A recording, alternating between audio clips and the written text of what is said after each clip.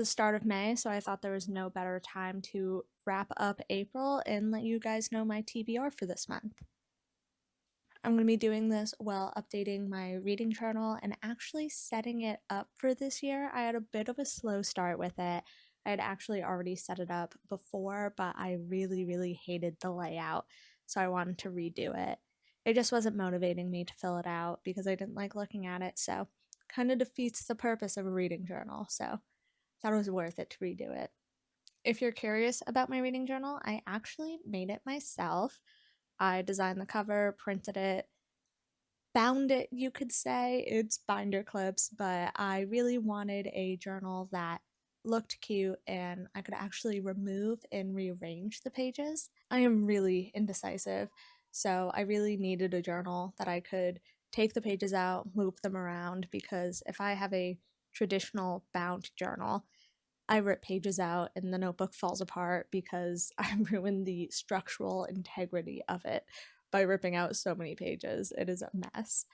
I also like to be able to put multiple years in here, and I have some trackers that I didn't update in this video, but trackers that span multiple years, just authors that I really like and reading through their backlogs. So I like to be able to keep up with those throughout the years and not have to continuously remake them. Anyways, let's get into all of the books that I read in April. In April, I read 11 books. 4 of those were audiobooks, and 7 of them were ebooks on my Kobo. First book I finished this month was Replay. I did the audiobook. It is a sci-fi time travel book about this man who is in his 40s, I believe. He dies of a heart attack and he comes back and he is in college again, and he kind of relives his life. And then he reaches the age that he died and he dies again. And he goes back to college age a little bit later, maybe by a few days, and relives his life again. And then he makes it to the same age he died before, has another heart attack, dies, goes back again. And he's just continuously reliving his life. And this book is about what he does different each time, things that he does the same each time, people he meets along the way. I gave it 3.5 stars, rounding a lower 3.5, rounding down to a 3. I enjoyed it, but it's not my favorite thing in the world. I love a time travel book. One of my favorite sci-fis I've ever read is 11/22/63 by Stephen King. I can't tell you what I didn't like about this book, but it just wasn't great for me. Next book I finished was The Many Lives of Mama Love. Did the audiobook for this one as well. It was a memoir about this woman who midlife ends up going to jail because she's in active addiction and stealing money. It's mainly about the politics of women's prison, what she went through there, how she got through it, and then how life was after she got out of jail, how her husband was treated very differently despite doing the same crimes, how she was punished longer, how it made it impossible to get a job afterwards and get back on your feet, and how so many women end up back in jail. The woman who wrote this, she is a copywriter and kind of a ghostwriter by trade. She knows how to write a compelling story. Next book was a reread, and it's If We Were Villains. I picked this up for a book club I have with my friends, and we actually haven't been able to talk about it yet. We have been postponing our meeting for a month because life keeps getting in the way.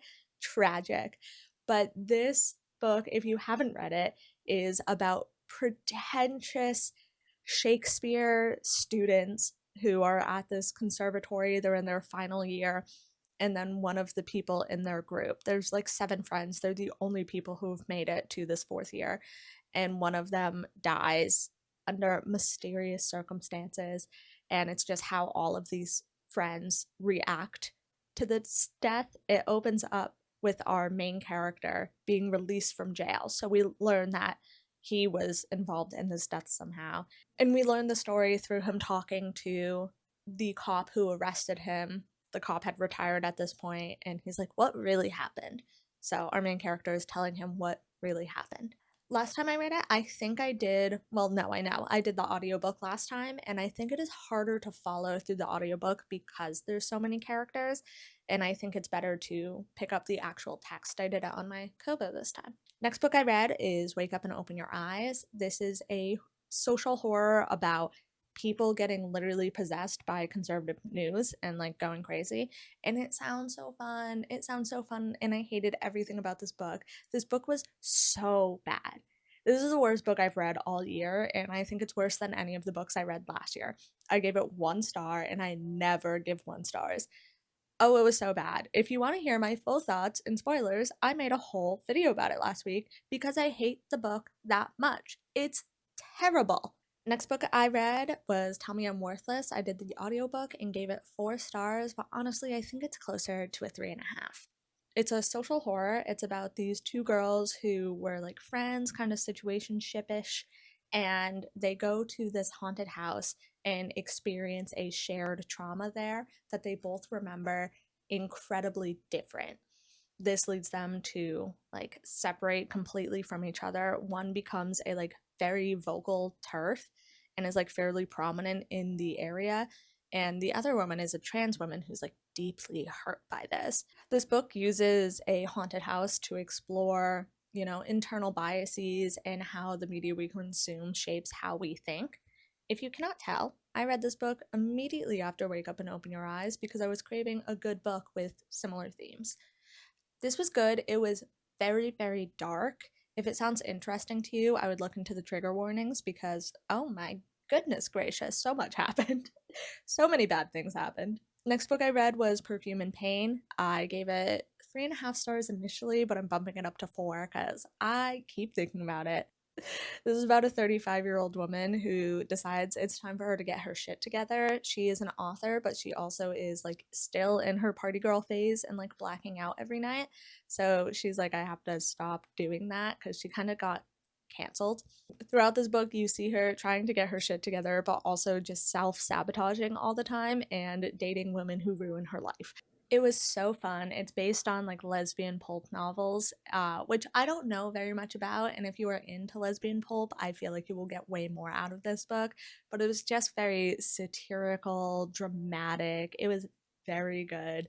If you are a fan of like weird girl lit and unreliable characters who are kind of a mess and can't get their shit together, this is good for you. And if you want to like those books, but they're way too unsatisfying for you, there is actual character development, which is weird for this type of book. And it kind of made me feel like a proud mom, even though this woman is older than me and fictional. Next book I read was Sunrise on the Reaping, and I just really, really, really need you guys to stab me in the heart and just like rip it out of my chest. This book was so good. I gave it 5 stars. I read the ebook, and a full star of that is nostalgia. I'm fully aware of that. I like realistically it's a 4 star, but it did make me sob at 1 a.m. If you are somehow unfamiliar, this is the second prequel to the Hunger Games trilogy, and this tells Haymitch's story, who we met in the original trilogy as the only living victor from District 12, and the story follows his game. If you read the original trilogy, read this. Even if you didn't like Songbirds and Snakes, this one's way more similar to the original trilogy. Do we think Suzanne Collins is gonna release one more, do like a prequel trilogy and then the original trilogy? Because I want to reread all of these, but if like in a couple years another one comes out, I don't want to reread all of them again. I don't know, tell me your thoughts. Next book I read was An Unkindness of Ghosts. I read this on my Kobo and I gave it a 2.5 star. I wanted to like it, I just didn't. It is a sci-fi about race and gender and neurodivergent, and it had all the aspects of a book that I would really like, and I just didn't. Next book I read was Ravishing, and it was an arc I got on NetGalley. I recommend it, and it comes out late November, I believe. I can't exactly remember. I'll put the date on the screen. This book is about two Indian siblings who are on like either side of this beauty product that comes out. The sister gets the beauty product while the brother is working on like the startup side of it. And this product allows you to completely rearrange your face. And I expected this to be like natural beauty, where it is commentary on how the beauty industry like whitewashes people of color. Instead, this book was about trauma, and it was very much about like cultural identity. In this book, the father very much pushes assimilation on his children. He doesn't want them involved in any of their culture. He doesn't even want them to be friends with other brown kids. And the father eventually leaves. This is not a spoiler. And the daughter just sees him every time she looks in the mirror. She looks a lot like him. So she wants this beauty product to take all of her father's features out of her face so she feels more comfortable engaging in her culture, so she doesn't feel shame that her father pushed upon her every time she tries to. And I thought that that was really interesting, and I recommend it. It's not what I expected it to be, which was fun. The next book I read was Youth Juice. I gave this 4 stars and I read it on my Kobo. This is another weird beauty book. It is about this woman who gets a job working at this beauty startup, and the boss immediately takes a liking to her, gives her this product that works way better and way faster than anything else she's ever used. And the book is about like how the product is made, what the secret ingredient is, how they source the secret ingredient. It's like fairly obvious what it is at the beginning of the book, but I'm not going to say it just in case someone misses it. It is very weird. Your main character acts in ways that don't really make any sense. She just kind of goes along with everything while realizing how terrible it is. It's a little slow in the first half, I'm not gonna lie, but really, really picks up in the second half. The last book I read was Rouge. This is a horror about the beauty industry again, another weird book. And it is about this woman who is in the depths of grief. She goes back to her mother's house for the funeral and to like pack up everything. And while she's there, she learns her mother was in this like beauty cult type thing that she gets invited into. And then from there, stuff gets weird. It's very surreal. This is a reread for me. I read the actual physical copy and I gave it a 4, just like last time.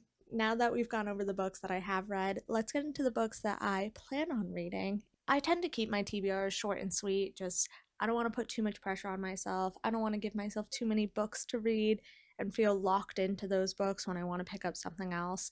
So there's only 5 books on here. 4 of them are an absolute we'll be reading this month, and 1 is a hopeful. First one on this list, and the one I'm going to finish first, is The 3 Body Problem. I am 70 something percent into this audiobook, and I don't like it. I want to like it. I'm trying to get into sci-fi, so I'm like reading the classics that people all love, and I'm not that girl. I don't like this book. It's taking me so long to get through it. The next one is Wild Dark Shore. This one I know I'm going to read because it is currently on my shelf in Libby. It's an audiobook as well. I'm going to pick this up once I finally finish The 3 Body Problem so that I can send it off to the next person because it is so new and so popular. There is quite the line for it. Next is Natural Beauty.